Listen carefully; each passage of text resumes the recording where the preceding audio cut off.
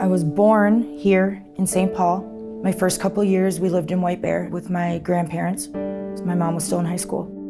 At 5 years old, I was told that the man who I believed was my father, who was not present, was not my father, and that I was in fact the product of sexual assault. And I remember my little heart at that moment breaking from my mom. And I know in that moment is when I became a drug addict, an alcoholic, and a criminal. I know that. From that point on, I always felt that I needed to prove myself. When I was in school, I overachieved everything. I was in 19 different schools by the time I was in 6th grade. No matter how well I did in school, I could never stay in one place long enough to be able to see that achievement through. 13 years old is when I had my first drink, smoked pot for the first time, skipped school. At 14 years old, I ended up being held at gunpoint and sexually assaulted.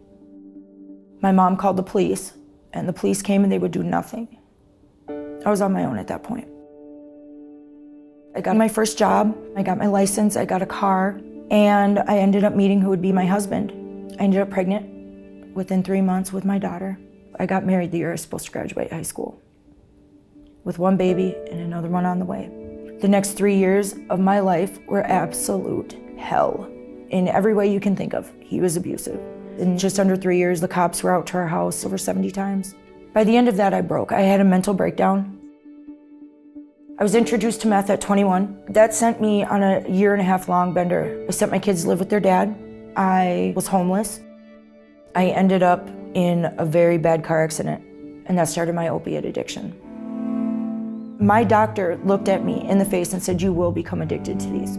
I was prescribed 183 30-milligram oxycodones a month for 10 years. My doctor ended up retiring, and so he referred me to a pain clinic. Very quickly, I learned how to manipulate that system, which led me to getting into the lifestyle of selling drugs. My fiance, we ended up being together for 11 years. We had a house, we had cars, we had jobs, we had our kids. 5 years later, my fiance leaves. During that time, my mental health just spiraled. My darkest day is the day that I got arrested for the first time since I was 18 years old, charged with felonies.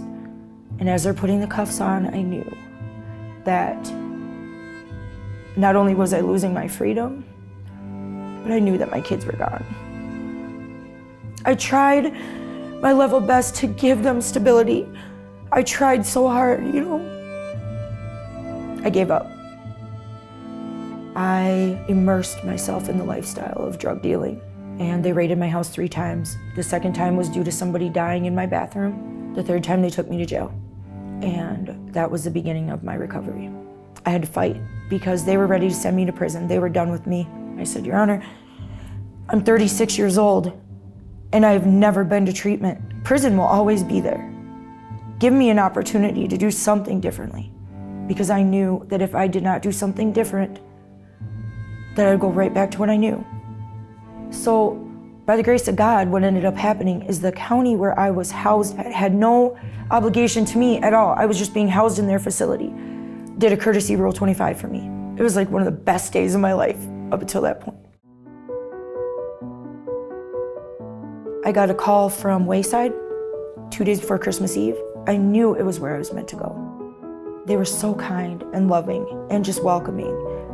And although I was ready, I was scared. There were many, many times where I had one foot out the door. Minute by minute, moment by moment, I started to face my demons, but I knew at that point I didn't have to do it alone. They believed in me, and they were hard on me, and I needed that. I was at a place where I had to face the things that I wasn't ready to face, but they helped me become ready to face those things. You don't have to be a drug addict or an alcoholic to experience recovery. It is about healing from the things that have happened in our past that are holding us back from being able to see the purpose in ourselves.